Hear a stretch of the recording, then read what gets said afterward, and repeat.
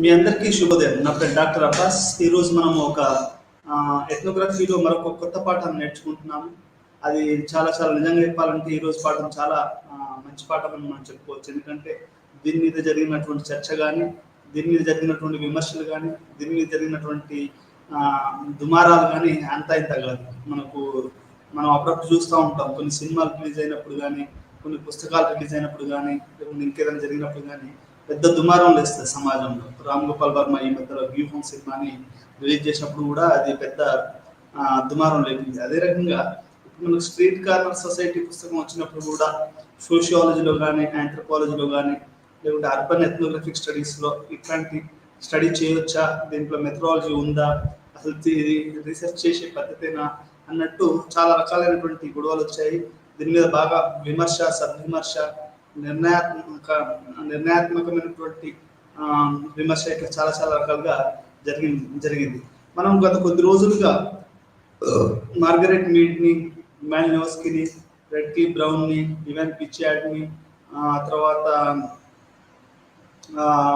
Japan society మీద రాసినటువంటి ఆమె పేరు ఆమెను ఇట్లా రకరకాలుగా మనం చాలా మంది ఎథ్నోగ్రఫీస్ గురించి మనం మాట్లాడుకుంటున్నాం.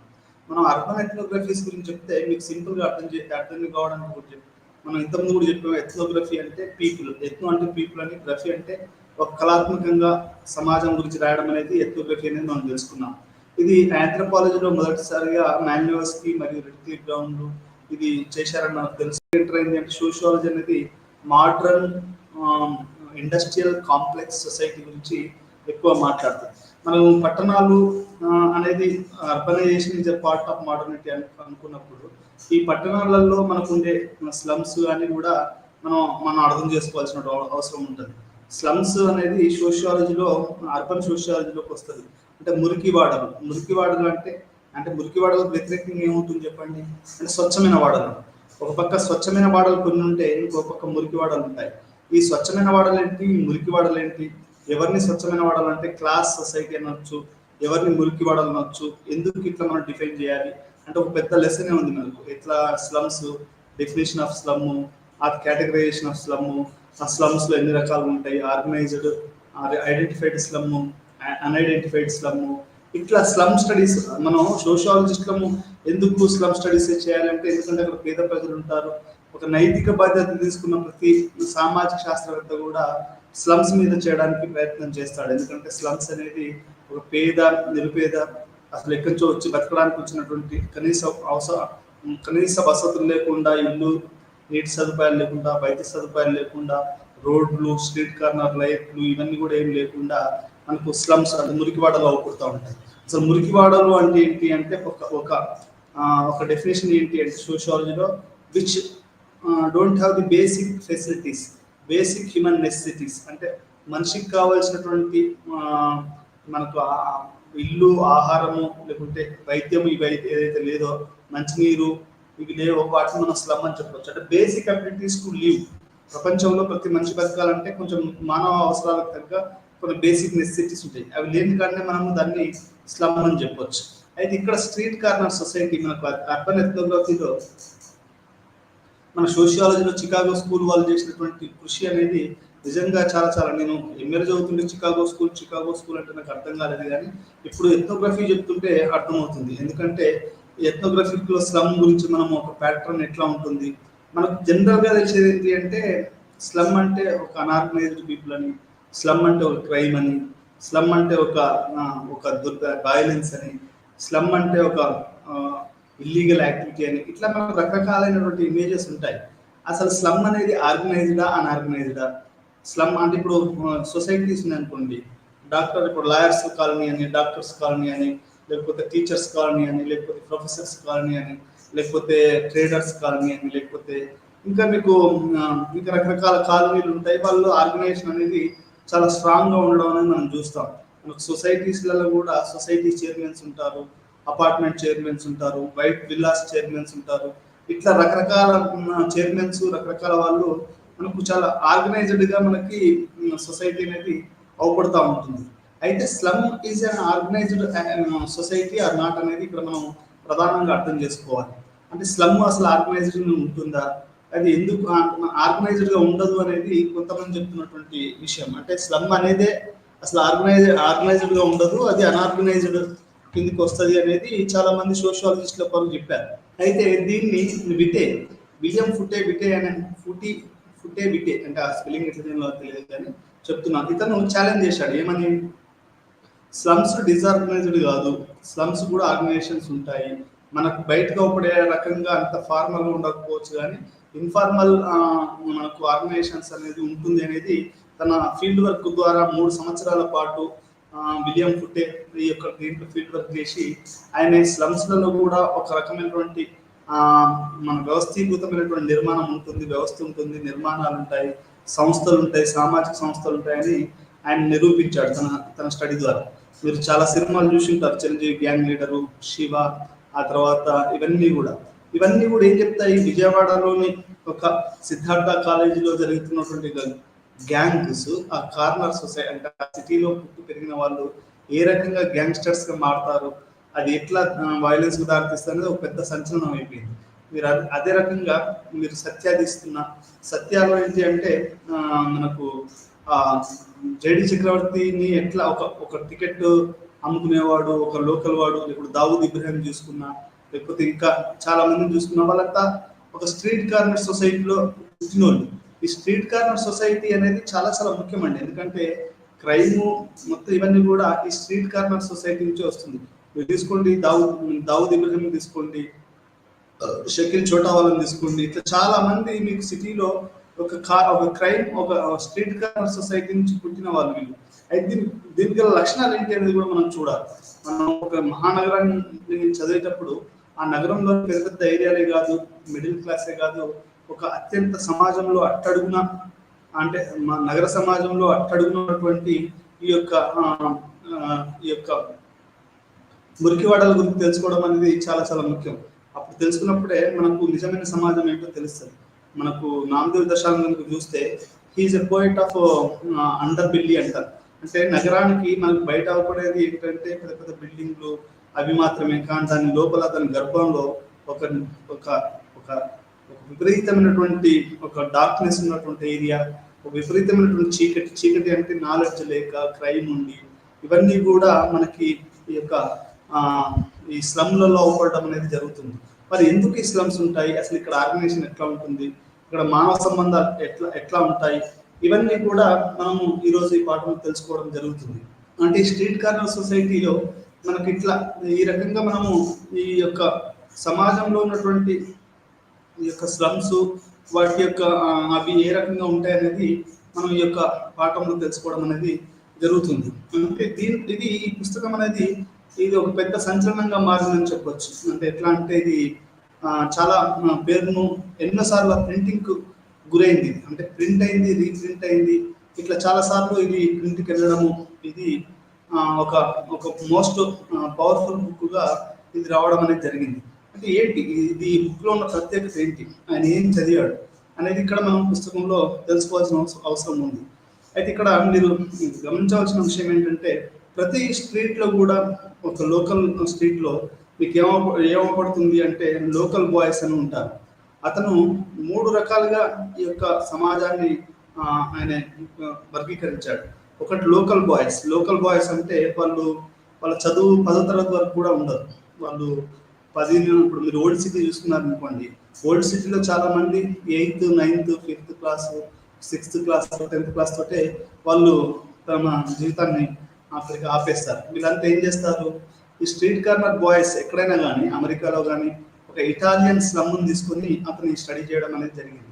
ఈ ఇటలీ స్లమ్లో జనాలు ఎట్లా ఉంటారు అంటే, లోకల్ బాయ్స్ ఎట్లా ఉంటారు అంటే, వాళ్ళు 10వ తరగతి లోపే చదువును వదిలేసేసి ఎక్కువగా మన టీ షాపుల దగ్గర, కాఫీ షాపుల దగ్గర, పంచర్ షాపుల దగ్గర, లేకపోతే ఇంకా చిన్న చిల్లర కొట్ల దగ్గర, ఇప్పుడు పూలు అమ్ముకునే దగ్గర, చెప్పుల దుకాణాల దగ్గర, ఇట్లా రకరకాలుగా మనకి చిల్లర వ్యాపారాలు ఏదైతే ఉన్నాయో వీళ్ళందరి దగ్గర కూడా ఈ స్ట్రీట్ లోకల్ బాయ్స్ అనే వాళ్ళు ఉంటారు.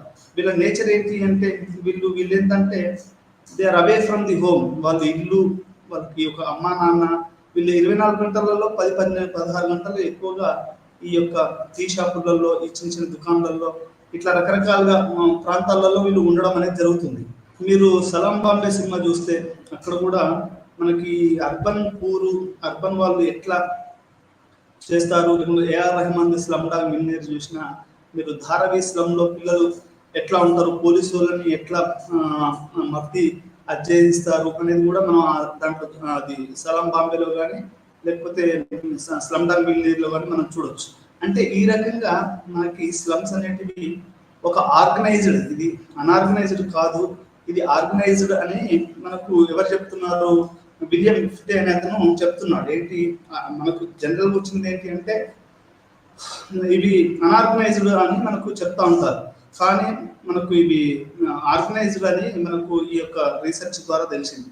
ఈ ఎథ్నోగ్రఫిక్ అకౌంట్స్ ద్వారా మనకు స్లమ్స్ లో ఉండే ఎథ్నోగ్రఫిక్ అకౌంట్ ద్వారా తెలిసింది ఏంటి అంటే ఇది ఆర్గనైజ్డ్ గా ఉంటుంది స్లమ్ అనేది, ఇది అన్ఆర్గనైజ్డ్ కాదు అనేది ప్రధానంగా మనం అర్థం చేసుకోవాల్సినటువంటి విషయం.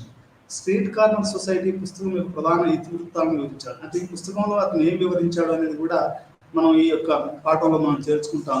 రెండోది ఏం తెలుసుకుంటాము అంటే స్ట్రీట్ కార్నర్లో ఉన్న సామాజిక సంబంధాలు మరియు నాయకత్వ విధానాన్ని చర్చిస్తాం.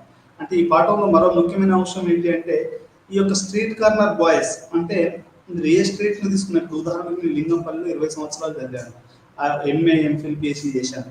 లింగంపల్లి నేను ఎంఏలో పోయినప్పుడు ఎట్లా ఉండేది అంటే అక్కడ మేము శ్రీరాములమ్మ సినిమా పోయినప్పుడు అది ఏమైంది అంటే సైకిల్ మీద పోయి రావాలంటే భయం, ఎందుకంటే అది ఒక స్ట్రీట్ కార్నర్ సొసైటీ, ఎక్కడో సిటీకి దూరంగా ఉండి అక్కడ బిహెచ్ఎల్ ఇండస్ట్రియల్ ఏరియా ఉండి పూర్ పీపుల్ కొంతమంది ఉంటారు. వాడు వాచ్ అని గుంజుకోవచ్చు, నీ సైకిల్ అని గుంజుకోవచ్చు, ఏదైనా జరగవచ్చు. అంటే ఒక అతనికి జరిగింది మా యూనివర్సిటీలో పిహెచ్డీ స్కాలర్. అంటే మనం లింగంపల్లిని ఒక స్ట్రీట్ కార్నర్ సొసైటీగా తీసుకోవచ్చు. లేకపోతే మనకు సికింద్రాబాద్లో కనుక తీసుకుంటే కొన్ని ఏరియాస్ ఉంటాయి, ఆ ఏరియాలో ఇక్కడ దొంగలున్నారు జాగ్రత్త, స్నేహింది మనకు బంగారు చైన్ స్నాచర్స్ ఉన్నారు జాగ్రత్త అని మనకు బోర్డులు అవపడతా ఉంటాయి. అంటే అక్కడ వాళ్ళు దొంగలు బైక్ మీద పోతా ఆడవాళ్ళ మీద ఉన్నటువంటి బంగారపు గొలుసుని తీసేస్తారు. ఇంకోటి జేబు దొంగలు అనే వాళ్ళు ఉంటారు. నేను ఇప్పుడు జేబు దొంగలు తక్కువ అయిపోయారు, కానీ ఒకప్పుడు ఎప్పుడైతే మొన్న కూడా నేను యూనివర్సిటీ నుంచి ఎక్కడికో వస్తున్నాను, మెహదీపట్నం వస్తున్నాను, బస్సులో పక్కన నిలబడ్డాడు అని మెడకున్నటువంటి గోల్డ్ చైన్ను లాగేయడం జరిగింది. ఇది వాడి లాగడమే కాదు, మన పక్కన ఇంకోటి ఉంటాడు, వాడికి ఇస్తాడు, వాడు ఇంకోటికి ఇస్తాడు. అంటే అది 3-4 చేతులు మారుతుంది ఓకే విత్ ఇన్ బస్సులో, మనం చెక్ చేసినా కానీ దొరకదు అన్నట్టు. అంటే ఈ రకంగా ఈ స్ట్రీట్ కార్నర్ గ్యాంగ్స్ ఏం చేస్తాయంటే ఇది మెహదీపట్నం కానీ, టోలీ చౌకీ కానీ, లింగంపల్లి కానీ, మన హైదరాబాద్ ఎగ్జాంపుల్ చెప్తున్నాం, ఇవి చాలా చాలా పకడ్బందీగా ఉంటాయి. ఒక ఆర్మీలో లేకుంటే ఒక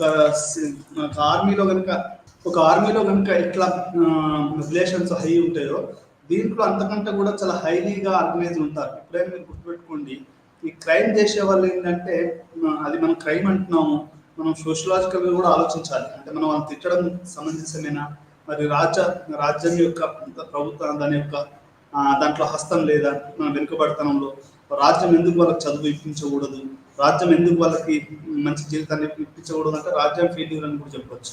మనం స్లమ్స్ని ఉట్టిన తిట్టడం కాదు, ఇప్పుడు వాటి మీద రీసెర్చ్ చేయడం కాదు.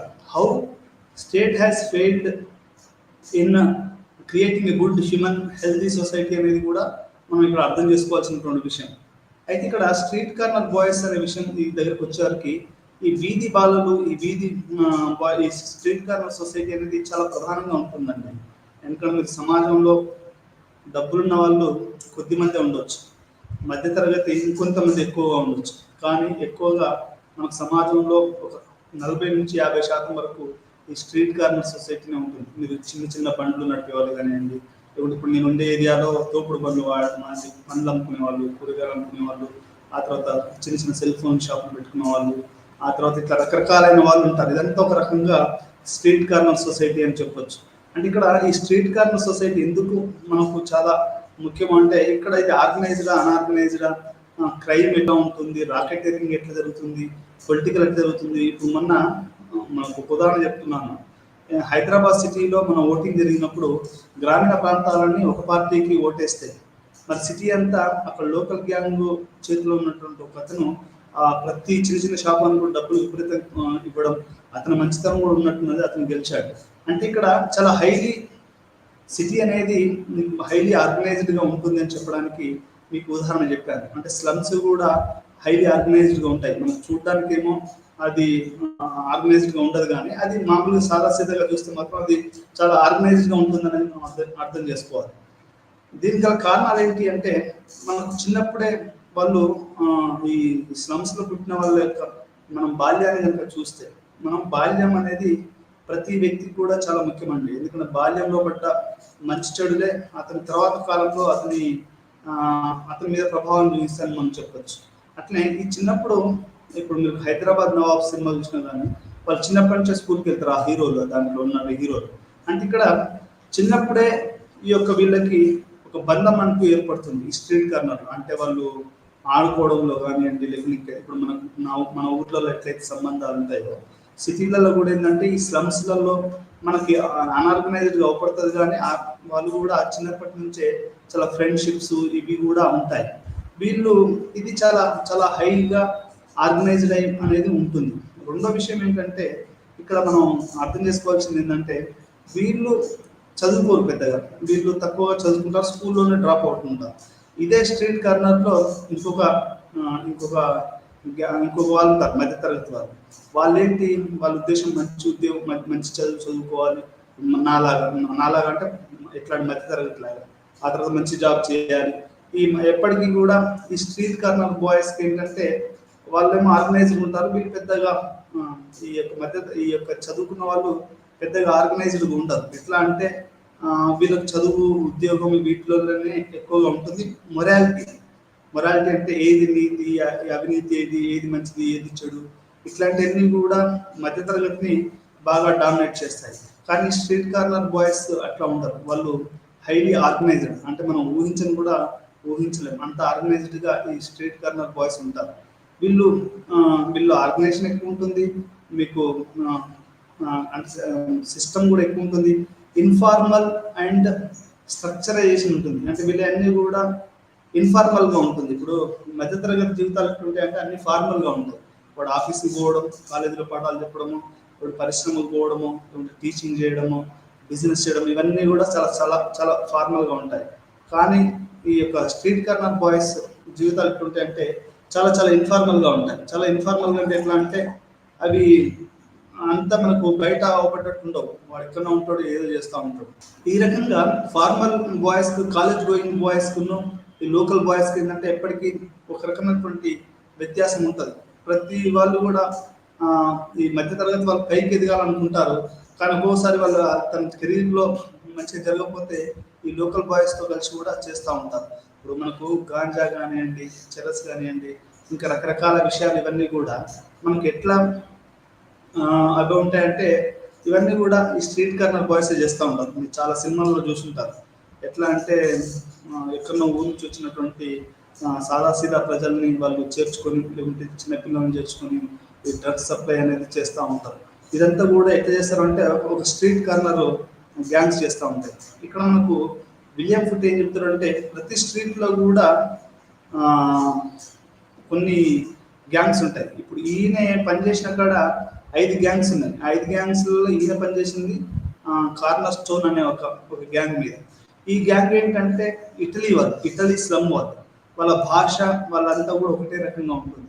వేరే గ్యాంగ్స్కి వీళ్ళకి సంబంధాలు ఉంటాయంటే ఒక్కోసారి సంబంధాలు ఉండొచ్చు, అసలు అన్ని గ్యాంగ్లు ఒకే ఏరియాలో పనిచేసినప్పటికీ కూడా ఈ గ్యాంగ్లకి ఒకదానికి పెద్దగా సంబంధాలు ఉండకపోవచ్చు అనేది కూడా మనం ఇక్కడ అర్థం చేసుకోవాల్సినటువంటి విషయం. ఎట్లా అంటే భాష, ఆ తర్వాత వీటి మీద ఈ గ్యాంగ్స్ ఫార్మేషన్ ఉంటాయి. ఇప్పుడు మనకు అమెరికా పోయాం అనుకోండి, తెలుగు వాళ్ళందరూ ఆట అని, గుజరాతీ వాళ్ళంతా ఇంకొక గ్యాంగ్ అని, ఇట్లా మీకు మరాఠీస్ అంతా ఒకరు, ఇప్పుడు తమిళియన్స్ వాళ్ళు కూడా ఇంకొక గ్యాంగ్.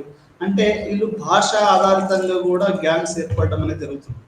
ఇప్పుడు మనకు ఈ సోషల్ స్ట్రక్చర్ ఆఫ్ ఇటాలియన్ స్లమ్లో ఇతను ఏం చేశాడు అంటే, ఇక్కడ కూడా ఈయన పనిచేసిన కాడ కూడా ఐదు స్లమ్స్ ఉన్నాయి. ఆ 5 స్లమ్స్ కూడా ఒకదానికొకటి గొడవ పడ్డట్టు. కానీ ఇప్పుడు లింగంపల్లి ఉందనుకోండి, ఒకడేమో ఫైనాన్షియల్ మోసాలు చేయొచ్చు ఒక గ్యాంగ్, ఇంకో గ్యాంగ్ ఏమో బిజినెస్లో మోసాలు చేయొచ్చు.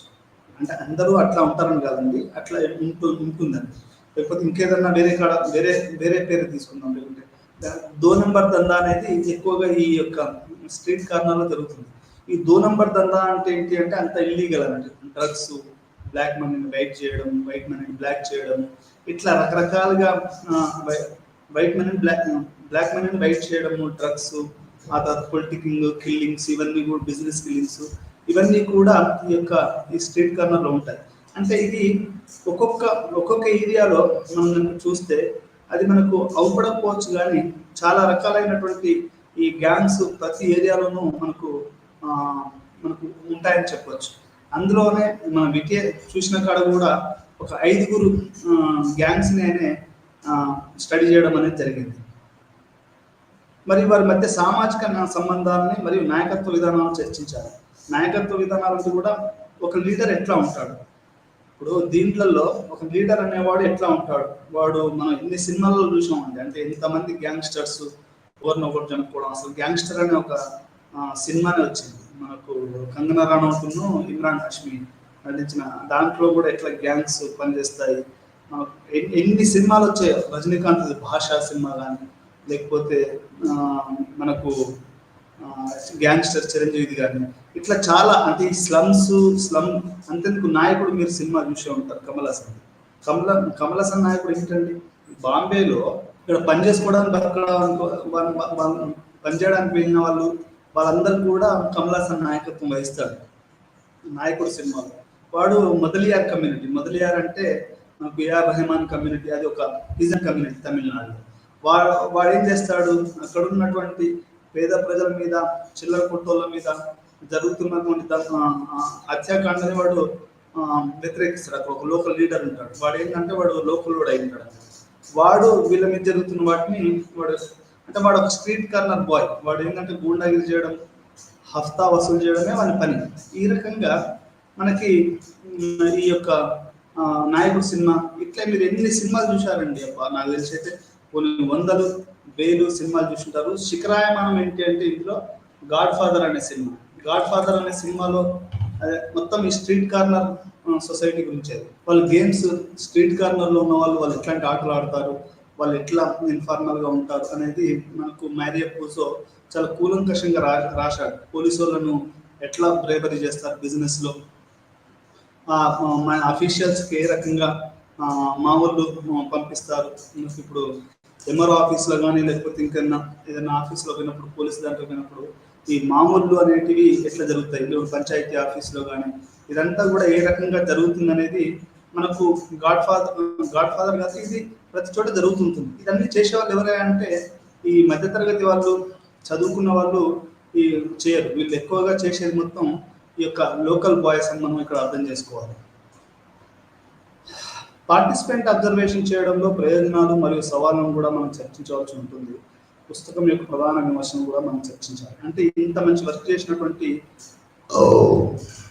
విటే ఏ రకంగా ఇది పార్టిసిపెంట్ అబ్జర్వ్ చేశాడు, ఆ తర్వాత ఏ రకంగా మనం క్లుప్తంగా దాని గురించి మాట్లాడుకోవాల్సి ఉంటుంది. అదే రకంగా పుస్తకం యొక్క ప్రధాన విమర్శ, అంటే దీనికి ఈ పుస్తకానికి ప్రధాన విమర్శ ఏందో కూడా మనం చర్చించుకోవాల్సినటువంటి అవసరం అనేది ఉంది. స్ట్రీట్ కార్నర్ సొసైటీ వాస్తవానికి స్ట్రీట్ కార్నర్ సొసైటీగా William Foote the social structure of Italian slum 1943లో యూనివర్సిటీ ఆఫ్ చికాగో ప్రెస్ ప్రచురించింది.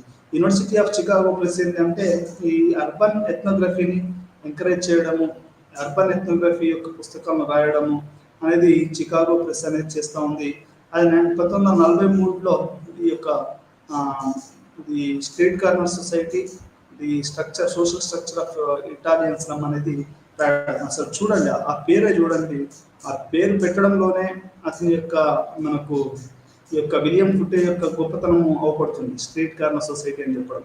అదే రకంగా ది సోషల్ స్ట్రక్చర్ అని పేరు పెట్టడంలో కూడా మనకు ఆయనకున్నటువంటి బాధ్యత, ఆయన చేసినటువంటి అది మనకు చాలా స్పష్టంగా అవపడుతుంది.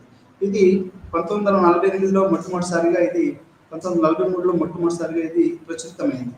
ఇది ప్రచురితమైన తర్వాత చాలా వరకు దీనికి రీప్రింట్స్ రావడం అనేది జరిగింది. రీప్రింట్స్ అంటే ఇది మళ్ళీ పునర్ముద్రణ కావడం. ఇప్పుడు మనకు ఒక సినిమా నచ్చితే ఏం చేస్తాం, మళ్ళీ చూస్తాం కదా, ఇది కూడా అంతే. ఇది కూడా మళ్ళీ ఇది ప్రచురణకు గురైంది. అదే రకంగా ఇది రీప్రింట్కి వెళ్ళింది. అయితే దీంట్లో చాలా మంది విమర్శలు ఏం చేశారంటే దీంట్లో మెథడాలజీ లేదు, అసలు ఇది ఒక రా క్యారెక్టర్, రియల్ క్యారెక్టర్స్. ఇప్పుడు సినిమాలలో ఇంతకుముందు కాస్మెటిక్స్ వేసి చిరంజీవి కానీ శ్రీదేవి కానీ అదొక ఆర్టిఫిషియల్గా ఉండేది. ఇప్పుడు ఏమవుతుంది అంటే గాడ్ ఫాదర్ లాంటి సినిమాలు రావడము, కృష్ణవంశీ లేకుంటే మనకు రామ్ గోపాల్ వర్మ ఇట్లాంటి వాళ్ళందరూ రావడము, మనకు ఏంటంటే రియలిజం, న్యూ రియలిజం ఈ రెండు కూడా మనకు బాగా ప్రధానంగా అవపడుతున్నాయి. అంటే సినిమాను ఒక డాక్యుమెంటరీ లాగా అట్లా తీయడం అనేది కొత్తగా వస్తుంది. దీంట్లో ప్రత్యేకత ఏంటంటే ఉన్న క్యారెక్టర్ని ఉన్నట్టుగా చూపించడం. ఈ మధ్యలో నాకు తెలిసి తెలంగాణ మీద వచ్చినటువంటి మనమా అదేదో బలగం సినిమా కూడా అది రియల్ క్యారెక్టర్స్ చూపించింది అనేది నేను విన్నాను. అంటే ఈ రకంగా మనకు రియల్ ఈ యొక్క విలియం ఫుట్ ఏం చేశాడంటే రియల్ క్యారెక్టర్స్ ని మనకు ఆయన డిస్క్రైబ్ చేశాడు. ఒక 3 years కూర్చొని అసలు రియల్ క్యారెక్టర్స్ ఎట్లా ఉంటాయి అనేది డిస్క్రైబ్ చేయడం అనేది ఈ యొక్క పుస్తకం యొక్క నిజంగా అతిపెద్ద గొప్ప విషయంగా మనం చెప్పవచ్చు. అయితే మరి ఇట్లా రియల్ క్యారెక్టర్స్ మనం కనుక రాస్తే అది మనం సోషియాలజీ అనొచ్చా అంటే can we call them as అనే to research? What is the problem? ఫెమినిస్టులు కూడా దీన్ని ఏ రకంగా క్రిటిసైజ్ చేశారు? ఫుల్ పార్టిసిపెంట్ అబ్జర్వేషన్ అనేది ఇది కరెక్టేనా, అంటే ఉన్నట్టు రాయడం కరెక్టేనా అనేది కూడా మనము దీంట్లో తెలుసుకుంటాం. ఇది సంవత్సరాలుగా అనేక సార్లు తిరిగి ప్రచురించబడింది. ఈ పుస్తకం ఏంటంటే మళ్ళీ మళ్ళీ దీన్ని ప్రింట్ చేయడం అనేది జరిగింది. ఒకసారి కాదు, మళ్ళీ మళ్ళీ దీన్ని ప్రింట్ చేయడం. ఇప్పటికీ ఇప్పుడు మనకు పాత సినిమాలు కనుక మనం చూస్తే ఎప్పటిదో పాత సినిమాలు కూడా నేను ఇరానియన్ సినిమాలు కానీ ఇంకొన్ని సినిమాలు చూస్తూ ఉంటాను. అవి పాత మళ్ళీ మళ్ళీ చేస్తారు. ఇప్పుడు అదే మొఘలే ఆజాం ఉందండి ఉదాహరణ. మొఘలే ఆజాం అనేది అది ఎన్నిసార్లు ప్రింట్ అయింది, ఎన్నిసార్లు తిరిగి ప్రచురించబడ్డదో దానికి లెక్కలేదు. అదే రకంగా మీరు సోషియాలజీలో కూడా ఆంథనీ గిడెన్ సినిమాలు లేకుంటే వేరే వాళ్ళ కొన్ని ఇండియన్ సొసైటీ పుస్తకాలు, ఇది మనకు ఐరావతి కార్య పుస్తకం ఉందనుకోండి, అది ఎన్నోసార్లు ప్రింట్ అయింది. అదే రకంగా దళిత్ అండ్ డెమోక్రటిక్ రెవల్యూషన్ అనే పుస్తకం కూడా అది ఎన్నోసార్లు రీప్రింట్ అయింది. అంటే ఒక పుస్తకం కనుక బాగుంటే అది మళ్ళీ మళ్ళీ రీప్రింట్ అవుతుంది, అది అనేక సార్లు రీప్రింట్ అవుతుంది. వైఆమ్ నాట్ హిందూ కూడా చాలాసార్లు ప్రింట్కి వెళ్ళింది అనేది ఇక్కడ మనం అర్థం చేసుకోవాలి. అమెరికన్ నగరంలోని ఇటాలియన్స్ ఏరియాలో వివిధ సమూహాలుగా ఏర్పాటు చేయబడిన కొంతమంది వ్యక్తుల ప్రవర్తన ఇది. అమెరికన్ నగరంలోని ఇటాలియన్ స్లమ్ ఏరియాలో, అంటే ఒక అమెరికా అనేది ప్రపంచంలో ఏమనుకుంటారు ప్రతి వాళ్ళు, అది భూమి మీద స్వర్గం ఉంది అంటే అది అమెరికానే అని అనుకుంటారు. ఆ స్వర్గంలో ఒక మురికివాడ ఎట్లా ఉంటుంది, ఆ మురికివాడలో రకరకాల జనాలు ఎట్లా ఉంటారు, మీకు గమనించి ఉంటారు. మీరు ఏదో వీధిలో ఉంటే మీ వీధిలో కూడా మనం జనాలు కనుక మనం అబ్జర్వ్ చేస్తే మీరు ఈ సినిమా చూసే ఉంటారు వాసీపూర్ గ్యాంగ్స్ అని. ఆ వాసీపూర్ గ్యాంగ్స్ అనేవాడు ఆ రైటర్ ఏం చేశాడు అంటే వాడు ఈ కోల్ ఏరియాలో, మైనింగ్ ఏరియాలో ఈ మాఫియాలు ఇవన్నీ ఎట్లా జరుగుతాయి అన్నట్టు వాడు ఏం చేశాడు, అక్కడ రియల్ టైం క్యారెక్టర్స్ని ఒక్కొక్కటి రాయడం చేశాడు. మీకు గాడ్ ఫాదర్ అయినా, గ్యాంగ్స్ ఆఫ్ వాసీపూర్ అయినా, ఇంకా రామ్ గోపాల్ వర్మ సినిమాలైనా, ఇవన్నీ కూడా మనకి ఏం చెప్తాయంటే అది రియల్ టైం క్యారెక్టర్స్. ఎట్లా మనుషులు, ఒక గూండా అనేవాడు ఎట్లా ఉంటాడు, ఒక రాకెటర్ అనేవాడు ఎట్లా ఉంటాడు, ఒక లోకల్ స్లమ్ బాయ్ అనేవాడు ఎట్లా ఉంటాడు అనేది మనకు రియల్ టైం క్యారెక్టర్స్ రాయడం అనేది చాలా చాలా ముఖ్యం. ఇది మొట్టమొదటిసారిగా మనకి ఎవరు చేయనటువంటి సాహసము మనకు విలియం విటే చేయడము. అతను రియల్ క్యారెక్టర్స్ని స్కెచ్ చేశాడు. అది నాకు తెలిసి సోషియాలజీలో ఒక పెద్ద సంచలనంగా మనం చెప్పుకోవచ్చు. అంతవరకు చేసినది వేరు. ఇప్పుడు ఈ యొక్క విలియం విటే చేసినటువంటి స్లమ్లోని వివిధ సమూహాలు ఏర్పాటు చేయబడిన కొంతమంది వ్యక్తుల ప్రవర్తన వివరణ. అంటే ఒక్కొక్క స్ట్రీట్లో ఇప్పుడు హైదరాబాద్ ఉందనుకోండి, ఒక్కొక్క ఏరియాలో ఒక్కొక్కడు హీరో ఉంటాడు. హీరో అంటే ఆ ఏరియాకి పెద్దోడు ఉంటాడు. మనం దీక్షకుంటే తీసుకున్నాం, మా ఊరికి తీసుకున్నాం అనుకోండి, మా ఊర్లో ఒక్కొక్క వీధిలో ఒక్కొక్క లీడర్ ఉంటాడు, ఒక్కొక్క సమూహం ఉంటుంది. ఇప్పుడు ఆ ఊరికి అటు చివర గణేష్ ఉత్సాహ కమిటీ ఉంటే ఇటు పక్కన అంబేద్కర్ సంఘాలని, లేకపోతే రైతు కూలీ సంఘాలని, ఇట్లా ఒక ఊర్లోనే మీకు రకరకాల సమూహాలు వాళ్ళ లీడర్షిప్ ఉంటుంది. ఇట్లా అమెరికాలో కానీ ఇంకా ఇండియాలో కానీ ఎక్కడైనా కానీ ఇప్పుడు మనకు ఒకరోజు నేను చూశాను,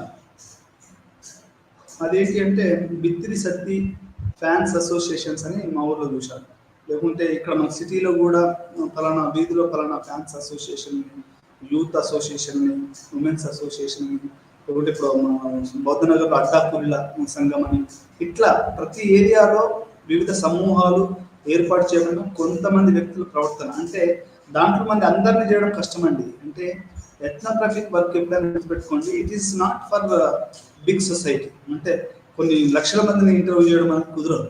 ఇది ఒక ఏరియాను కొంతమందిని మాత్రం మనము వాళ్ళ గురించి రాయడం కానీ ఎథ్నోగ్రఫిక్ అకౌంట్స్ చేయడం అనేది అది మనకు దీంట్లోనే ఈ యొక్క ఎథ్నోగ్రఫీలోనే అది సాధ్యం. అది దీంట్లో ఒక చిన్న ఏరియా, స్లమ్ ఏరియా కానీ దాంట్లో ఆ గ్రూపులలో మళ్ళీ అందరి గురించి కాదు, దాంట్లో కొంతమంది వ్యక్తుల ప్రవర్తన ఎట్లా ఉంటుంది, వాడు ఎట్లా ఉదయమే లేస్తాడు, మనకి ఏ సిగరెట్ తాగుతాడు, వాడు ఏ కళ్ళద్దాలు పెట్టుకుంటాడు.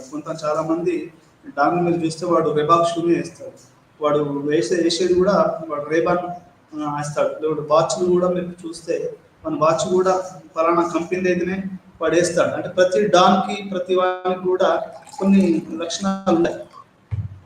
అది అంటే అది కొంతమంది వ్యక్తులు ఎందుకు అట్లా హీరోలుగా తయారవుతారు, ఇది కొంతమంది వ్యక్తుల ప్రవర్తన వివరణ. అంటే దీన్ని సైకాలజీ కూడా అని చెప్పొచ్చు. మాస్ సైకాలజీ అని, క్లినికల్ సైకాలజీ అని, క్రైమ్ సైకాలజీ అని, డీవియన్స్ అని. మనకి సోషల్ వర్క్ చేసే వాళ్ళు లేకుంటే సైకాలజీలో ఉన్న వాళ్ళు ఎక్కువగా ఈ క్రిమినల్ సైకాలజీ, క్లినికల్ సైకాలజీ ఇది చదివిన వాళ్ళు చాలా కొంతమందికి అసలు ఉండడమే బ్రెయిన్ క్రిమినల్గా ఉండడం అంటే అట్లాంటి నేచర్ ఉండే అవకాశం ఉంది.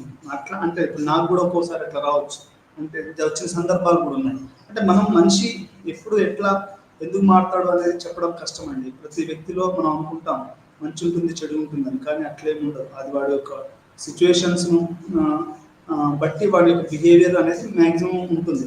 అంటే సోషల్ సైకాలజీ కానీ, క్లినికల్ సైకాలజీ కానీ, క్రిమినల్ సైకాలజీ కానీ, ఇవన్నీ కూడా ఈ వ్యక్తుల సమూహాల యొక్క ప్రవర్తన తీరుని, ఆ తర్వాత human institute of behavioural studies అని వీళ్ళందరూ కూడా ఏం చదువుతారంటే ఇవన్నీ కూడా చదవడం జరుగుతుంది. ఇక్కడ కూడా మనకు ఇతను అదే చేశాడు. పుస్తకం యొక్క ప్రధాన ఇతివృత్తం, పుస్తకం యొక్క మొత్తం నిర్మాణం అధ్యయనం చేయబడిన జనాభాలోని ప్రధాన వర్గీకరణపై ఆధారపడింది. బిగ్ షాట్స్, రాకెటర్లు మరియు రాజకీయ నాయకులు విరుద్ధంగా కార్నర్లో చిన్నపిల్లలు, కార్నర్ బాయ్స్, కాలేజ్ బాయ్స్ అని తక్కువ ఇసుక చిన్న నుండి అధిక మరియు పెద్ద రకాల సంస్థలకు వెళ్తుంది. అంటే ఇది ఇక్కడ ఏం చేశాడు అంటే మొత్తం జనాభాని 3 రకాలుగా వర్గీకరించారు. బిగ్ షాట్స్ అంటే పెద్ద బిజినెస్ మ్యాన్, వాడు కాంట్రాక్టరే కావచ్చు, పెద్ద లాయరే కావచ్చు, పెద్ద డాక్టరే కావచ్చు. ఇంకోటి రాకెటేరియల్ అంటే ఏం లేదండి, వాడు మొత్తం కిందని బమ్మిని అంటే బ్లాక్ అండ్ వైట్ చేస్తాడు, వైట్ బ్లాక్ చేస్తాడు అంటే 2 నెంబర్ దందాన్ని. మరోది రాజకీయ నాయకులు అంటే మీ అందరికి తెలుసు. ఇక వాడు కౌన్సిలర్ కావచ్చు, ఎమ్మెల్యే కావచ్చు, రాజకీయ అండ అనేది ఉంటుంది. ఇక్కడ చిన్నపిల్లలు అంటే లోకల్ బాయ్స్, కార్నర్ బాయ్స్ మరియు కాలేజ్ బాయ్స్. లోకల్ బాయ్స్ అంటే చిన్నపిల్లలు, కార్నర్ బాయ్స్ అంటే మీకు ఇంతకుముందే చెప్పాను, వాళ్ళందరూ కూడా సరిగా స్కూల్స్ లేక, చదువుకోక, పేదరికం వల్ల. ఇప్పుడు ఇంతకుముందు మీకు తెలుసో లేదో, హైదరాబాద్లో చాలామంది ముస్లిం పిల్లలు మనకు కాఫీ షాపులలో, ఇరానీ చాయ్ షాపులలో అవుపడేవాళ్ళు. ఒకసారి మేము ఏదో ఎక్కడికి పోయేస్తుంటే కూడా కార్ హిట్ అయిపోయి ఒక ముస్లిం అబ్బాయి చనిపోయాడు. వాడు పాపం టీని అటు నుంచి తీసుకెళ్తున్నారు. అంటే ఆ రకంగా మేము చెప్పేది ఏంటంటే ఇక్కడ పేదరికము వీటన్నిటి వల్ల ఏంటంటే మనకు ఈ యొక్క లోకల్ బాయ్స్ ఉంటారు, స్ట్రీట్ కార్నర్ బాయ్స్ ఉంటారు. వీళ్ళు అధిక కాలం ఎక్కువగా మనకు ఈ షాపుల దగ్గర, టీ షాపుల దగ్గర, అక్కడిక్కడ అనేది వాళ్ళు తమ యొక్క టైంని స్పెండ్ చేస్తూ ఉంటారు. వీళ్ళు ప్రధానంగా ఆర్గనైజ్డ్గా ఉంటారని మనం చెప్పవచ్చు. మళ్ళీ రెండోది ఏంటంటే కాలేజ్ బాయ్స్ అంటే వీళ్ళు ఒక లా చేసేవాళ్ళు, మెడికల్ చేసేవాళ్ళు, కామర్స్ చదివేవాళ్ళు, లేదా ఆర్ట్స్ చదివేవాళ్ళు, పెయింటర్స్, వీళ్ళందరూ కూడా ఇంకొకటి పుస్తకం. ఇది ఈ రకంగా ఇది మార్కెటర్స్, పొలిటీషియన్స్, బిగ్ షాట్స్, ఇవి ఈ రకంగా ఇది 5 భాగాలుగా ఈ పుస్తకాన్ని మనం విభజించడం అనేది జరిగింది అని చెప్పొచ్చు. పుస్తకం యొక్క పాఠం కార్నర్లోని విస్తృతమైన జీవిత పరిధితో ప్రారంభమయ్యే ఒక రక్షణాభివృద్ధిని చెప్తుంది. అంటే ఒక స్ట్రీట్లో ఉన్నప్పుడు అది ఒక విస్తృతమైనటువంటి దాన్ని కలిగి ఉంటుంది. అది ఏ రకంగా ఉంటుంది, అది ఎట్లా మనకు ఒక విస్తృతమైనటువంటి సమాజంలోగా ఉండి అది ఎట్లా ఒక జీవితం మొదలవుతుంది, ఒక అబ్బాయిది కానీ ఒక అమ్మాయిది కానీ అంటే ఇక్కడ ఒక జెండర్ బయాస్ ఉందండి. నాకు మంచి పాయింట్ గుర్తుకొచ్చింది. ఎట్లా అంటే ఈ యొక్క స్టడీస్లలో కూడా మనకు స్ట్రీట్ కార్నర్ సొసైటీలో స్ట్రీట్ కార్నర్ బాయ్స్ అన్నారు కానీ స్ట్రీట్ కార్నర్ గర్ల్స్ అనేది మనకి, ఎందుకంటే గర్ల్స్ అనేవాళ్ళు అక్కడ కూడా ప్యాట్రియార్కల్ స్ట్రక్చర్. మనకు టీ షాపులలో బంకులలో ఎవరు ఎక్కువ పడతారంటే అంత మగ అబ్బాయిలే ఉంటారు, అంటే పబ్లిక్ స్పేసెస్లో మొత్తం. అక్కడ కూడా మనకు అర్థమైంది ఏంటి అంటే స్ట్రీట్ కార్నర్ బాయ్స్లో మొత్తం బాయ్స్ ఉన్నారు తప్ప స్ట్రీట్ వేరే about the street corner girls. Why there is not street corner girls అంటే మీకు అక్కడ నుంచి అంటే అక్కడ కూడా మనం అమెరికా పెద్ద విప్లవం ఉన్న దేశము అనుకుంటున్నాం, కానీ అక్కడ కూడా సేమ్ ఇట్లనే ప్యాట్రియార్కల్ స్ట్రక్చర్ ఉంది. Girls are in the house or somewhere. అంటే ఇక్కడ మనకు ఈ స్టడీలో కొంత బయాస్ అంటే మేల్ డామినెంట్ ఆండ్రోసెంట్రిక్ ఎథ్నోగ్రఫీ లాగానే ఉంది. అంటే ఆమె తిట్టడం కాదు, నాకు అట్లా అనిపిస్తుంది. మీతో మాట్లాడిన తర్వాత మీతో చర్చించిన తర్వాత నాకు అర్థమవుతుంది ఏంటంటే why not street corner girls, why not street corners college girls are the corner college small girls. అంటే ఇక్కడ మనం గర్ల్స్ని కూడా కేటగరైజ్ చేయొచ్చు, గర్ల్స్ కూడా చేయొచ్చు, కానీ ఇక్కడ ఆ పుస్తకం అట్లా లేదు. అంటే కంప్లీట్గా మేలు గ్యాంగ్స్టర్స్, ఉమెన్ గ్యాంగ్స్టర్స్ లేరా మరి మీరు అడగవచ్చు. మీ అందరికి తెలుసు లేదో షబానా ఆజ్మీ ఒక సినిమా ఉంది గాడ్ మదర్. ఇప్పటివరకు మనం గాడ్ ఫాదర్ గురించే మాట్లాడుకుంటాం, లేకుంటే వీళ్ళ గురించే మాట్లాడతాం, కానీ there is also God mother.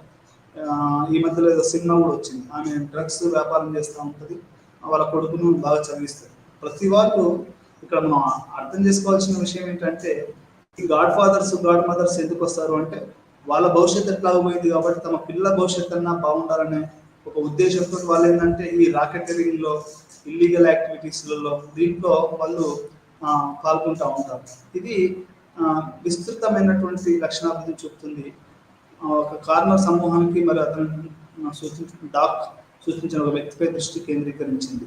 దీని తర్వాత పుస్తకం యొక్క పరిధిని సమాజంలోని పెద్ద మరియు మరింత సమగ్రమైన సమస్యలను చేర్చడానికి మళ్ళీ విస్తరిస్తుంది మరియు కార్నర్ సొసైటీలో సామాజిక నిర్మాణం యొక్క వివరణతో ముగుస్తుంది. అంటే ఒక డీప్ డిస్కషన్ అండి, ఇంటర్ సబ్జెక్టివిటీ, ఇంటర్ కనెక్టివిటీ. అంటే ఒక మనిషికి ఇంకొక మనిషికి ఎట్లాంటి సంబంధం ఉంది, ఒకరు ఎట్లా అర్థం చేసుకుంటారు, ఈ యొక్క అల్లిక అంటే పట్టణ నగర జీవన లేకపోతే ఒక మురికివాడ జీవిత అల్లిక ఎలా రకంగా ఉంది అనేది ఈ పుస్తకం మనకు ఎండింగ్ లో మనకు అది చెప్తాం.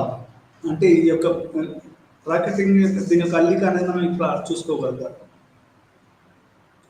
కార్నర్ బాయ్స్, కాలేజ్ బాయ్స్, సామాజిక సంబంధాలు మన నాయకత్వ పద్ధతి.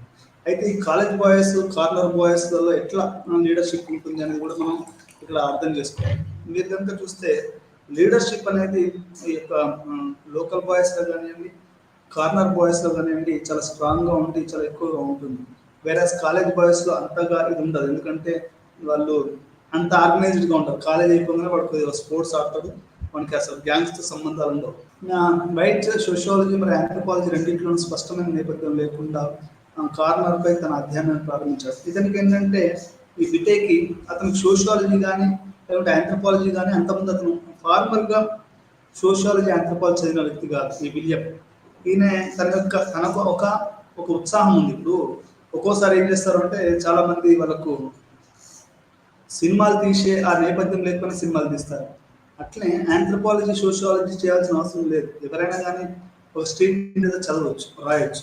అట్లే మనకు విలియం ఫుట్టే కూడా ఏం చేశాడు అంటే ఇతను తనకు సోషియాలజీ నేపథ్యం లేదు, ఆంథ్రోపాలజీ నేపథ్యం లేదు, కానీ అతను ఈ యొక్క స్ట్రీట్ కార్నర్ సొసైటీ, ఈ యొక్క ఇటాలియన్ స్లమ్ అనేది అధ్యయనం చేయడం ప్రారంభించాడు.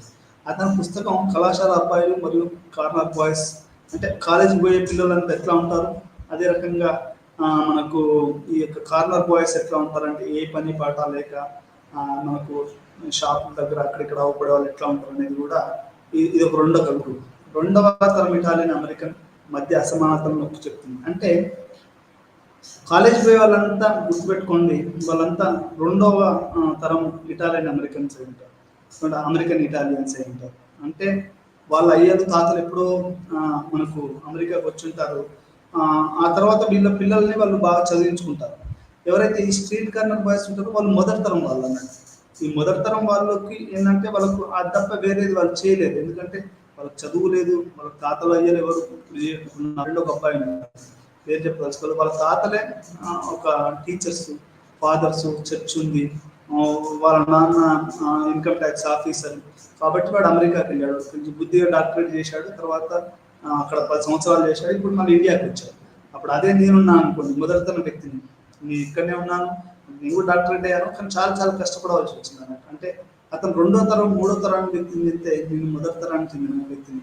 అంటే మా ఇంట్లో కానీ చదువుకున్న వాళ్ళు పెద్దగా లేరు, మీకు ఏదో చిన్న పొట్టుతోటి మేము మా జీవితాన్ని నడపడం అనేది జరిగింది. అంటే ఈ రకంగా ఇక్కడ ఇటాలియన్ స్లమ్లో కూడా మనకు స్ట్రక్చర్ ఆఫ్ ఇటాలియన్ స్లమ్లో మనకు అర్థమయ్యేది ఏంటంటే, ఎవరైతే 2వ తరం వాళ్ళు ఉన్నారో వాళ్ళు కాలేజ్కి పోయింది వాళ్ళకు, ఆ తర్వాత ఇంకొకటి ఏంటంటే మొదటి తరం ఇటాలియన్ వాళ్ళేమో వాళ్ళు ఒక లోకల్ బాయ్స్గా, స్ట్రీట్ కార్నర్ బాయ్స్గా ఉంటారు. ఫ్రేమ్వర్క్ నిజ జీవితాల విషయాలను ప్రదర్శిస్తాడు. అంటే ఒక రియల్ లైఫ్ జీవితాన్ని ఇతను చెప్పడం అనేది జరిగింది. అతను ప్రేరక ప్రక్రియను అనుసరిస్తాడు మరియు కార్నర్ బాయ్స్ జీవితంపై తన పరిశీలన ఇస్తాడు. అంటే వీళ్ళు ఎట్లా ఉంటారు, ఏ రకంగా బతుకుతారు, ఏ రకంగా వీళ్ళు తమ యొక్క జీవితాన్ని గడుపుతారు అనేది ఈ యొక్క పుస్తకం ఆయన రాయడం జరిగింది. ఇతను అధ్యయనం చేసిన ప్రాంతంలో వివిధ సమూహాలు మరియు సంఘాలను నియమించాడు. ఈయన ఎక్కడైతే ఫీల్డ్ వర్క్ చేస్తాడో ఇతను ఏం చేశాడు, రకరకాల గ్రూప్స్లలో రకరకాల తన మనుషుల్ని పెట్టుకున్నాడు. ఇప్పుడు మీరు కనుక చూస్తే ప్రతి రాజకీయ నాయకుడు, నేను విన్నది ఏంటంటే రామోజీరావు లాంటి వాళ్ళకి, అంటే వీడియోలో చూడడం మనం వాస్తవమా కాదని చెప్పలేదు, కానీ వాళ్ళకి ప్రతి చోట వాళ్ళకి మనుషులు ఉంటారు. ఇప్పుడు పెద్ద పెద్ద రాజకీయ నాయకులకు కూడా కాంగ్రెస్లో కానీ బీజేపీలో ఉన్న వ్యక్తులకు కానీ ఇంకేలా కూడా ఒక ఆర్గనైజ్డ్ మావోయిస్టులు కానీ వీళ్ళకి ఏంటంటే ప్రతి ఆర్గనైజేషన్లో వాళ్ళ సింపథైజర్స్ ఉంటారు, వాళ్ళ మనుషులు ఉంటారు. ఈ రకంగా అతను ఈ యొక్క బిటేకుడు ఏం చేశాడు అంటే, తాను పనిచేసే సమూహాలలో తన ఏదైనా మనుషుల్ని అతను నియమించుకున్నాడు అని చెప్పొచ్చు. అంటే తన ఫ్రెండ్స్ కానీ ఇంకెవరైనా కానీ ఇట్లా మొత్తం స్ట్రీట్ కార్నర్ సొసైటీ, రాకెటింగ్, రాజకీయాలు మరియు సామాజిక నిర్మాణం. ఈ యొక్క స్ట్రీట్ బాయ్స్ను రాకెటరింగ్ అంటే ఫర్ ఎగ్జాంపుల్ మీకు ఉదాహరణ చెప్తాను. ఇప్పుడు బెంగాల్ నుంచి, నార్త్ ఈస్ట్ నుంచి అమ్మాయిని బాంబేకి పంపిస్తున్నారు. ఇప్పుడు మీకు ఒక నార్త్ ఈస్ట్ అమ్మాయి బాంబేలో అవపడ్డది అంటే అది హ్యూమన్ ట్రాఫికింగ్ ద్వారానే, ర్యాకెటింగ్ ద్వారానే, మనకు సెక్స్ ర్యాకెటింగ్ అంటారు. ఇప్పుడు కొంతమంది రాజకీయ నాయకులు వ్యభిచారాన్ని చేస్తూ పట్టుబడి మనకు చాలా సార్లు స్పాలలో అక్కడ దొరకడం అనేది మనకు జరుగుతూ ఉంటుంది. అంటే ఇదంతా ఎట్లా చేస్తారు అంటే, ఎవడు వీళ్ళకి హెల్ప్ చేస్తారు, వీళ్ళు ఎట్లా తీసుకొస్తారు. ఊరోడైతే చేయడు. ఉదాహరణకి దీక్షకుంటోడు ఎవడు ఇట్లాంటి వాడు చేయకపోవచ్చు, ఎవడో ఊళ్ళో వాడు పని చేసుకుని ఉదయం పొలానికి వెళ్ళి వస్తాడు. మరి ఇది ఎవరు చేస్తారంటే సిటీలో ఉన్నవాడు చేస్తాడు. సిటీలో ఉన్నవాడికి ఏంటంటే సిటీలో వాళ్ళకి అవసరం ఉంటుంది.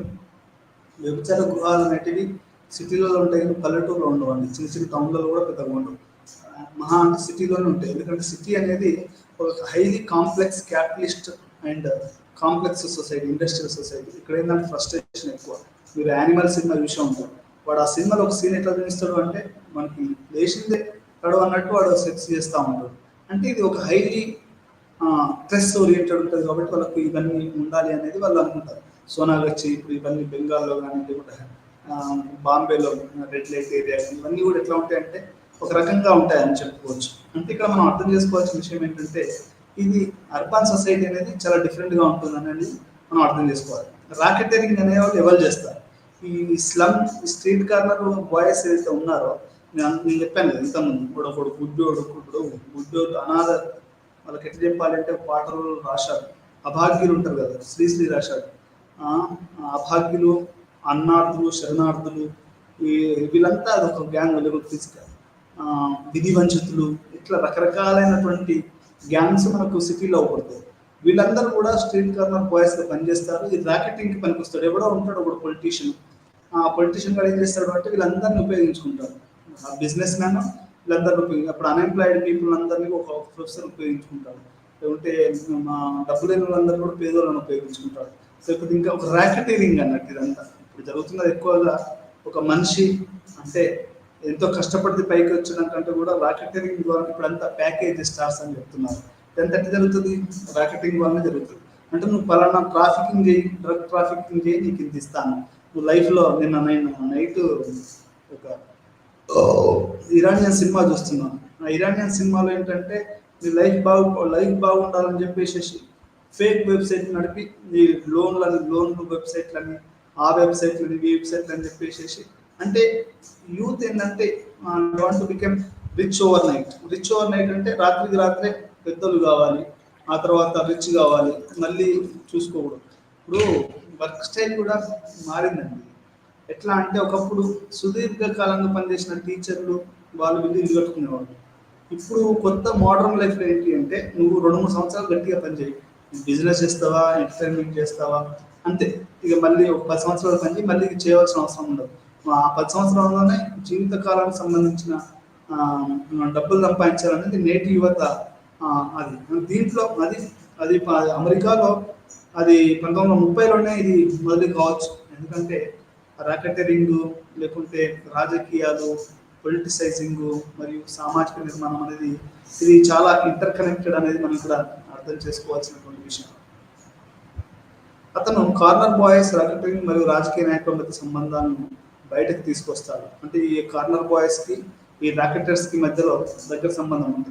వాటిలో ప్రతి ఒక్కటి మరొకరికి ఎలా ఉపయోగపడుతుందో మరియు వివిధ సంబంధాలు ఎలా అభివృద్ధి చెందుతాయో వివరిస్తారు. మీకు అంతెందుకు, మీకు విజయ్ యాంథనీ సినిమా చూస్తున్నాను అంతం, దాంట్లో కూడా అంతే. స్లమ్లో వచ్చి అతను రెంట్కుంటాడు, అక్కడంతా ఒకడు ఈ పేద పిల్లలందరినీ ఒకడు వాడుతూ ఉంటాడు, డ్రగ్స్కి ఇంకా దీనికి రకరకాలుగా వాడుతూ ఉంటాడు. అంటే ఇటు పాలసీ ఒక పొలిటీషియన్, ఒక కార్పొరేటర్ అనేవాడు అండా ఉంటాడు, ఆ కార్పొరేటర్ పైన ఒకడు మేయర్ ఉంటాడు, ఆ మేయర్ పైన సీఎం ఉంటాడు. అంటే ఇట్లా లోకల్ బాయ్స్కి, ఆ తర్వాత లీడర్షిప్ ప్యాటర్న్ కూడా ఇది చాలా చాలా ముఖ్యమండి. ఎందుకంటే ఈ యొక్క ఒకటి మిస్ అయిందంటే లైఫ్లో పోయే అవకాశం ఉంది. ఈ లీడర్షిప్ అనేది మనకు అర్బన్ ఈ లోకల్ బాయ్స్లో కానీ కార్నర్ బాయ్స్లో చాలా హైగా ఉంటుంది. దానికి ఒక లోకల్ పొలిటీషియన్ ఉన్నవాడు ఉంటాడు, ఆ తర్వాత వాళ్ళందరికీ పైన ఒక బాస్ ఉంటాడు, రాజకీయంగా ఉంటాడు. ఈ లోకల్ బాయ్స్కి, రాకెటర్స్కి, పొలిటీషియన్స్కి ఒక గాడ్ ఫాదర్ లాంటి ఒక కనెక్షన్ ఉంటుంది. దీనివల్ల ఇదంతా కూడా మనకు అర్బన్ సొసైటీ అందుకని ఎప్పటికీ ఒక వేడి మీద ఉన్నట్టు అనిపిస్తుంది. అంటే ఎట్లా అంటే అది కొంచెం మిస్ అయిపోయింది అంటే ఏ బ్లాస్ట్ జరుగుతుందో తెలియదు, ఎవడు ఎప్పుడు అరెస్ట్ అవుతారో తెలియదు. హైదరాబాద్ కానీ, బాంబే కానీ, న్యూయార్క్ సిటీలు కానీ ఎప్పటికీ ఈ యొక్క స్ట్రీట్ కార్నర్ బాయ్స్కి, ఆ తర్వాత పొలిటీషియన్స్కి, ర్యాకెటర్స్కి, చీటర్స్కి, ట్రాఫికర్స్కి ఒక సంబంధం ఉంది. అది పూర్తిగా చేస్తుంది. ఇప్పుడు మనకందరికీ తెలుసు, చాలామంది గుజరాత్లో వాళ్ళు ఏం చేశారు, చాలామంది డబ్బులు బ్యాంకులో తీసుకొని వాళ్ళు బిజినెస్ చేస్తున్నామని చెప్పేసి రాజకీయంగా వాళ్ళు మొత్తం ఈ దేశాన్ని వదిలేసి వెళ్ళిపోయారు. అంటే అక్కడ లోకల్గా ఉన్న రాజకీయ నాయకులకి అది సంబంధాలు ఉన్నాయి కాబట్టి వాడు చేయగలిగాడు. వాళ్ళు ఎమ్మెల్యేలతో సంబంధాలు అవన్నీ ఉంటాయి ఈ బిజినెస్ పీపుల్. అంటే business, racketeering and the politician, this is a white collar crime అని కూడా అంటారు. అందుకనే మనందరికీ మనం వినే ఉంటాం క్రిమినలైజేషన్ ఆఫ్ ఇండియన్ పాలిటిక్స్ అని. అంటే మనకు హింస, ఒక ఎమ్మెల్యే కావాలంటే 10 మర్డర్లు 5 అది అనేది ఇంతకుముందు లేదు ఉండేది. వాడు మంచోడ ఏంటి చాలు, చదువుకునే చాలు అనేది ఉండేది. ఇప్పుడు ఎట్లయిపోయింది అంటే వాడు ఒక 2-3 అంటే సిటీలో చెప్తున్నాను, ఒక 2-3 మర్డర్లు చేసి ఉండాలి, ఒక 10 మందికి అన్యాయం చేసి ఉండాలి. ఇట్లా అది క్రిమినలైజేషన్ అయిపోయింది. ఎందుకంటే మనకు ఈ యొక్క స్ట్రీట్ కార్నర్ బాయ్స్ కనెక్షన్ ఉంటుంది. Criminal nexus between the local boys, politicians, racketeering and that is making the whole system as a criminal system. అందుకనే మనకు జస్టిస్ దొరకడం అనేది చాలా చాలా కష్టం. అందుకని గాడ్ ఫాదర్ అంటారు, when formal institutions of justice fail to deliver justice then the informal things will come అనేది మనకు తెలుస్తున్న విషయం. ఇక్కడ కూడా లోకల్ బాయ్స్కి, తర్వాత రాకెటర్స్కి, రాజకీయ పార్టీల మధ్యలో బంధం అనేది ఈ యొక్క ఇటాలియన్ స్లమ్లో చాలా స్పష్టంగా అవపడుతుంది. అంటే ఇక్కడ ఒకరు అర్థం చేసుకోవాలండి, ఇప్పుడు మన హైదరాబాద్కి, తెలంగాణకు వచ్చినటువంటి చాలామంది వేరే రాష్ట్ర వాళ్ళు ఒక రకంగా ర్యాకెటరింగ్ చేస్తూ ఉంటారు. ఎట్లా అంటే వాళ్ళు ఓవర్ నైట్గా క్విక్గా కావాలి. ఇక్కడ ఇటాలియన్ స్లమ్లో కూడా మీరు గాడ్ ఫాదర్ చూస్తే వాడు అక్కడికి బతకడానికి వచ్చారు. మైగ్రెంట్స్కి ఏంటంటే తెలివి ఎక్కువ ఉంటుంది, అతి తెలివి కూడా ఉంటుంది. ఇప్పుడు లోకల్ కంటే కూడా మీరు ఎక్కడ చూసినా కానీ మైగ్రెంట్స్ డామినేట్ చేస్తూ ఉంటారు. మన అమెరికాలో అయినా కానీ, హైదరాబాద్లో అయినా కానీ, ఊళ్ళో ఒక ఊళ్ళో కొత్త వేరే ఊరు వచ్చాడు అనుకోండి, వాడు ఏదో రకంగా ఆ ఊరు మొత్తం కొంచెం బిజినెస్ పెట్టి ఇంకేదో చేసి ఆ ఊరు మొత్తం డామినేట్ చేస్తూ ఉంటారు. అంటే ఇక్కడ కూడా ఇటలీలో కూడా ఏమైంది అంటే వాళ్ళు ప్రతి వాళ్ళకు కూడా డ్రీమ్ ఉంటుంది, American dream, high salary, good life, ఇట్లా ఇవన్నీ కూడా ఉంటాయి కదా. అంటే ఈ అమెరికన్ డ్రీమ్ అనేది చాలా మందిని అది చేస్తుంది. అక్కడికి ఇటలీ వాళ్ళని, ఇండియా వాళ్ళని, ప్రతి వాడు ఒక ఇది చదువుకోలేనాడు మా ఇంటి పైన ఒక ఆయన ఉంటాడు. వాళ్ళ భార్య గవర్నమెంట్ టీచర్. ఆయన ఆయన ఏమంటాడు అంటే ఒక్కసారైనా అమెరికాను చూడాలి ఇండియా అంటాడు. అంటే ప్రతి వాళ్ళకి డిజైర్ ఉంటుంది. ఎందుకు ఆ డిజైర్ అంటే అమెరికా అంటే ఒక మనం మన కోరికలకి మన యొక్క అది ఒక స్వర్గం అనేది ఒక అది ఒకటి ఉంది. Italians also no more, not difference from there. అంటే ఈ రకంగా మనకి వీళ్ళందరూ కూడా అక్కడ పోయిన తర్వాత ఏం చేస్తారు, హైదరాబాద్కి వచ్చిన తర్వాత మీరు చూడండి ఫ్రాడ్స్టర్స్ అవి ఇవి లోకల్ కంటే కూడా ఈ మైగ్రెంట్స్ ఎక్కువగా చేస్తారు. I'm not accusing, I'm not having any ethnocentric view, but there is a possibility అని నా అభిప్రాయం. అంటే అట్లనే అమెరికా పోయిన తర్వాత కూడా ఇప్పుడు మనకు ప్రాక్సీగా ఎంతమంది ఇండియన్స్ అమెరికాలో బతకట్లేదు. వాడు ఒక వీడియోలో చూశాను. అంటే ఇంకా ప్రాక్సీ బతుకులు భారతదేశంలోని వాళ్ళు ఒక రకంగా ప్రాక్సీ బతుకులు బతుకుతూ ఉంటారు అమెరికాలో. అట్లనే హైదరాబాద్కి వచ్చినోడు వేరే రాష్ట్రాల వాళ్ళు వాళ్ళకి ప్రాక్సీ జీవితాన్ని గడుపుతుంటారు. వాడు వేరే వాళ్ళకి పని చేస్తూ ఉంటాడు. అంటే ఇట్లా అది ర్యాకెటింగ్ లాగా ఉంటుంది. ఇది ర్యాకెట్లు, ఇది దానికి పొలిటికల్ అన్నా ఉంటుంది. ఆ ప్రాంత నాయకుడు అక్కడ ఉన్నటువంటి ఎమ్మెల్యేను ఇక్కడ బిజినెస్ చేస్తూ ఉంటాడు. వాడు వీళ్ళకందరికీ సపోర్ట్ చేస్తూ ఉంటాడు. దీనికి రాజకీయ సపోర్ట్ ఇవన్నీ కూడా ఉంటాయి. ఇదంతా ఒక సాఫ్ట్వేర్ కనెక్షన్ లాగా ఇంటర్ కనెక్టెడ్ ఇంటర్నెట్ ఇవన్నీ కూడా మీకు ఉంటాయని తెలుసుకోవాలి. ఇది ఇటాలియన్స్లో కూడా అట్లనే ఉంది. మెథడాలజీ కాంట్రిబ్యూషన్స్ వైట్ పర్షియన్ అతను పద్ధతిని ఉపయోగించిన తన పర్సనల్ అధ్యయనాన్ని నిర్వచించాడు. పుస్తకం మొదటి సంచికలో అతను అనుసరించిన పద్ధతి గురించి పెద్దగా రాయలేదు. అంటే ఫస్ట్లో ఈయన పుస్తకం ప్రచురించినప్పుడు వాట్ కైండ్ ఆఫ్ మెథడాలజీ అతను వాడాడు అనేది అతను ఎప్పుడు రాయలేదు. ఆ తర్వాత అంటే చాలా క్రిటిసిజం వచ్చిన తర్వాత 1950లో ప్రచురించిన 2వ ఎడిషన్కి ఆయన మెథడాలజీ అనుబంధంగా ఆయన అపెండిక్స్ను జోడించాడు. దాంట్లో తన యొక్క ఏ రకంగా అతను ఈ ఫీల్డ్ వర్క్ రీసెర్చ్ చేయాల్సి వచ్చింది, ఏ రకంగా ప్రారంభించాడు, తను ఎదుర్కొన్న సవాళ్ళను ఎట్లా అధిగమించాడు, ఫస్ట్ ఆయనకున్న ఫ్రెండ్ను పరిచయం చేసుకున్నాడు, ఆయన ఎట్లా లీడర్ని కల్పించాడు, ఆ లీడర్ ఏ రకంగా ఇతనికి సహాయం చేశాడు అనేది తన యొక్క జీవితం. మొదట్లో ఈయన ఏమనుకున్నాడు, ఈయన ఫీల్డ్ వర్క్ చేద్దాం అనుకున్నాడు. అంటే మనకు క్వశ్చన్స్ అడగడం మొదలుపెట్టాడు. లోకల్ మెంబర్స్ని క్వశ్చన్స్ అడుగుతారా అన్న తర్వాత వాళ్ళందరూ ఎవరు కూడా సమాధానం చెప్పకపోయిన తర్వాత లీడర్ అడిగితే అప్పుడు ఏం చెప్పాడంటే, బాబు ఫస్ట్ క్వశ్చన్స్ అడగడం ఆపేసేసి వాళ్ళతోటి కలిసి నువ్వు ఫస్ట్ కలిసి జీవించినప్పుడు అది ఆటోమేటిక్గా ఇప్పుడు మనము పార్టిసిపెంట్ అబ్జర్వేషన్లో ఒక గొప్పతనం ఏంటంటే వాళ్ళతో బతుకుంటాం కాబట్టి మనకున్న క్వశ్చన్స్ కూడా వాళ్ళతో బతకంగా మొత్తం కూడా బయటకు వస్తూ ఉంటాయి. బీర్ తాగో, సిగరెట్ తాగో, లేకపోతే ఇంకా అన్నం తినో, ఇంకా లేవు, అది కాకపోతే బట్టలు కొనుక్కున్నాం, అసలు మనకి ఏ అలవాటు లేకపోయినా వాడికి యంగ్స్టర్ మెంబర్ అయినా మనతో మనం స్నేహం చేస్తే అప్పుడు ఏమైందంటే స్లోగా మనకి అసలు విషయం ఏంటో మనకి బయటకు తెలుస్తూ ఉంటుంది. అంటే అది over a period of time. మళ్ళీ ఒక్క రోజులో కలిస్తే వాడిని ఎందుకు నమ్ముతాడు? ఇప్పుడు ఒక మనిషిని ఎందుకు నమ్ముతాడండి? మనం సుదీర్ఘ కాలంలో దానికి కృషి చేస్తే కానీ మనకు అది గుర్తింపు రాదు. రాజకీయాలైనా బిజినెస్ అయినా ఒక సుదీర్ఘకాలము నువ్వు వాళ్ళతో పనిచేస్తేనే కదా మనకు అది అర్థమవుతుంది. అంతేగాని ఒక్కసారిగా ఎందుకు చేస్తారు కాదు కదా. ఇక్కడ కూడా విలియం ఫుటేక్ ఎదురైన మొదటి సవాల్ ఏంటంటే, మొదట్లో అతను తెలియనప్పుడు ప్రశ్నలు అడిగేవాడు. ఆ తర్వాత వాళ్ళతో కలిసి పనిచేయడం, వాళ్ళతో చేసిన తర్వాత తనకున్న ప్రశ్నలకు సమాధానం అనేది చాలా దొరికింది ఆయనకి. ఆ రకంగా అతను ఒక అద్భుతమైన పుస్తకాన్ని అతను రాయగలిగాడు. అతను చాలా సమస్యలు ఎదుర్కొన్నాడు మొదట్లో. అంటే అది మెథడాలజికల్గా కానివ్వండి, ఇంకో రకంగా కానివ్వండి, అతను చాలా సమస్యలను ఎదుర్కోవడం అనేది జరిగింది. విమర్శ, సమూహ ప్రక్రియలు, వీధి ముఠాలు, వ్యవస్థీకృత నేరాలు మరియు రాజకీయ అవినీతి. సమూహ ప్రక్రియలు అంటే గ్రూప్ డైనమిక్స్. ఒక గ్రూప్లో ఎవరెవరు ఎట్లా ఉంటారు. ఇప్పుడు లీడర్షిప్లో కూడా ఏంటంటే ఆ లీడర్ యొక్క మెప్పు పొందాలని, ఇప్పుడు మనకు సూపర్వైజర్ మెప్పు పొందాలని, అమ్మా నాన్నల మెప్పు పొందాలని ఎట్లయితే మనం ప్రయత్నం చేస్తామో, ఈ లీడర్షిప్లో పనిచేసేటప్పుడు కూడా ఏంటంటే ప్రతి వాడు కూడా ప్రయత్నం చేస్తాడు. ఏమని లీడర్షిప్ వాని యొక్క అనుమతి పొందాలి, వాని యొక్క అధ్యయనం. కానీ చాలా వరకు లీడర్స్ వింటారే కానీ పెద్ద పాటించారు.